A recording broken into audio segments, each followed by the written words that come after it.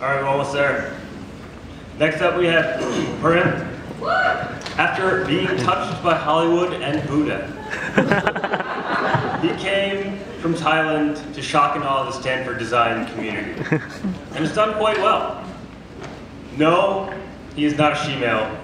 Yes, he has a fetish for buttons, knobs, and displays. And no, he cannot do that with a ping pong ball.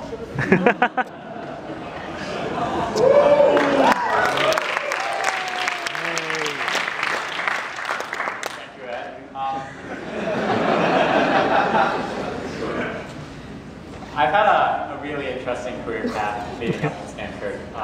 I was a child actor and didn't quite go so well. And I was also a monk for a little bit, and a part-time apprentice in my dad's little hometown in Thailand.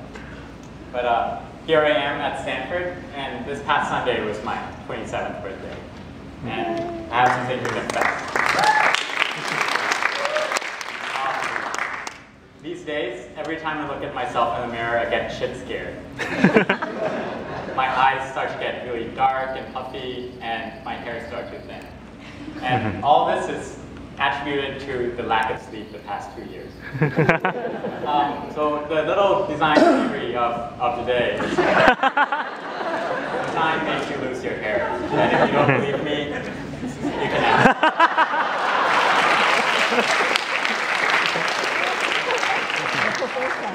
So, for example, for my little ME 203 project, I decided to simulate the experience of flying on the ground. So I spent hours and hours TIG welding, cutting metal, and bending tubes and everything. And all this was this little project. But what I forgot was the steering mechanism. It's not very street legal, so I called it the death wheel. And I also took it to Maker Faire last year, and soon enough I just found myself running after all these kids because they were going fast. That was death wheel 2006. The next project is about authenticity. As a Thai person, it is insanely frustrating to live in the States because you just cannot find authentic Thai food. So it's even more frustrating when you go to a Thai restaurant and they're like, "Oh, I love your country's sizzling tofu," and that's like, your Thai people really make great hot and sour soup. All right. This past spring, I took action and used Arduino-controlled mechanisms to make this little Thai food machine. Which the way it works is you put little basil on one side, and then turn a few knobs to adjust the flavors and adjust the spiciness, and then you press this red button. Just like that.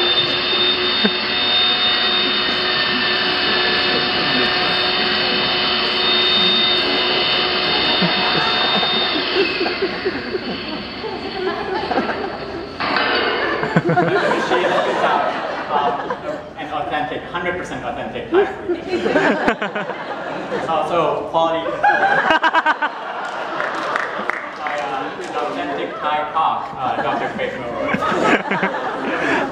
So that was by the Thomas Bolton Gallery, and we had quite some fun with that photo show. The next little project is about touching, and I spent a good year of my life at this place called Microsoft, where I designed for Microsoft Office, and if you're lucky, the release cycle, your product's going to come out in 4 years. And I was really amazed this past summer when I joined this little company called Pulse, and we made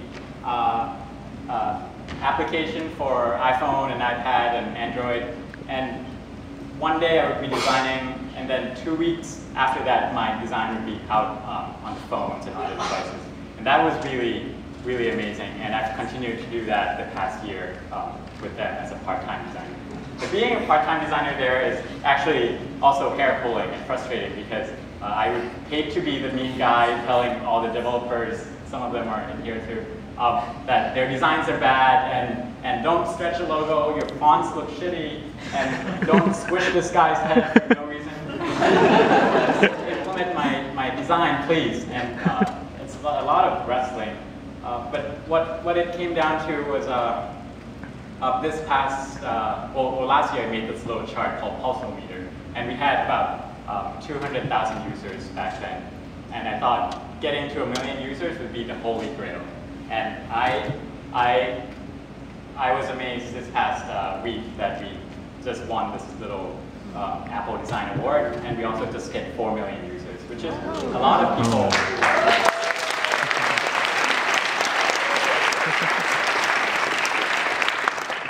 And just quickly, I just want to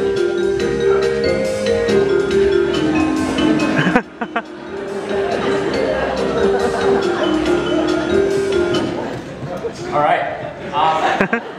Another confession is that this past year I have developed this really bad habit of building bikes.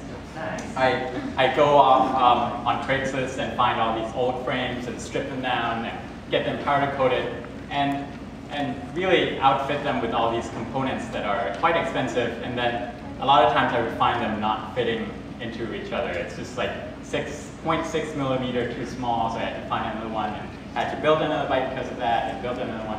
So bike after bike after bike, my little rat hole apartment became a bike mechanic shop. And getting rid of all these bikes is even more frustrating because I have to sell them on Craigslist at a loss. But I want to share a few of the designs I've made over the past year. This one's a pink 3-speed internal gear hub, black and gold fixed gear, and also a British gentleman wannabe electric bike. All these will be at the loft, and you can try them when we have the reception. And lastly, I want to talk about how I should be getting a degree in Master of Battery Replacement instead of Product Design. And it all started in Matt Kahn's Art 160 in the pattern and children's toy design assignment. It got me really interested in this notion of user-generated geometric patterns. And I had this great idea. I drove all around the Bay Area to all the Home Depots and cleared out all the tap lights that are there, and 418 of them to be exact. And then I put 4 batteries in each of them and put them up on a wall. And during the personal statement tonight, this is some of the user-generated pattern that resulted of that. So it was kind of fun. Then we decided to take it to Maker Faire, and this is sort of the behind the scenes. Extremely frustrating to be replacing all the batteries, put them up, replace them again overnight, and then put them back up. So I touched about 3,000 batteries over the weekend. And this is sort of the result of what happened. And it was really, all that frustration just went away when I saw people touching and playing with my designs. Little kids just really enjoy them, karate, the wall. And that was Tap Tap animation. And it was quite a lot of fun.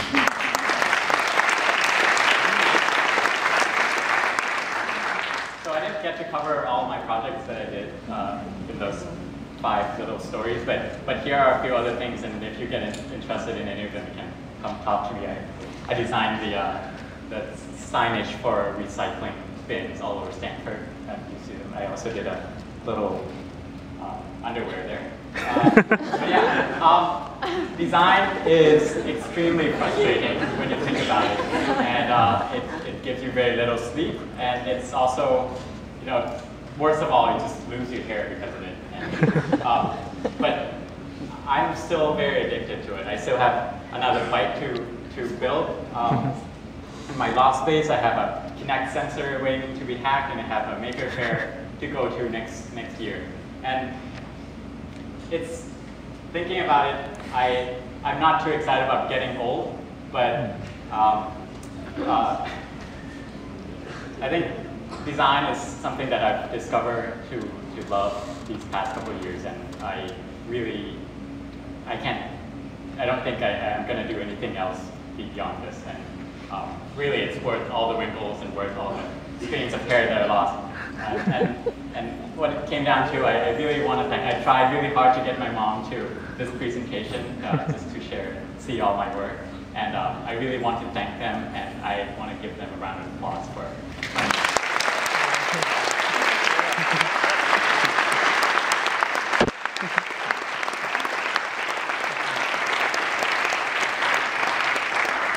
So Mel Gibson's not my real dad. This is my real dad. All right, with that we have a 15-minute break before the presentation. Why don't we make that more like a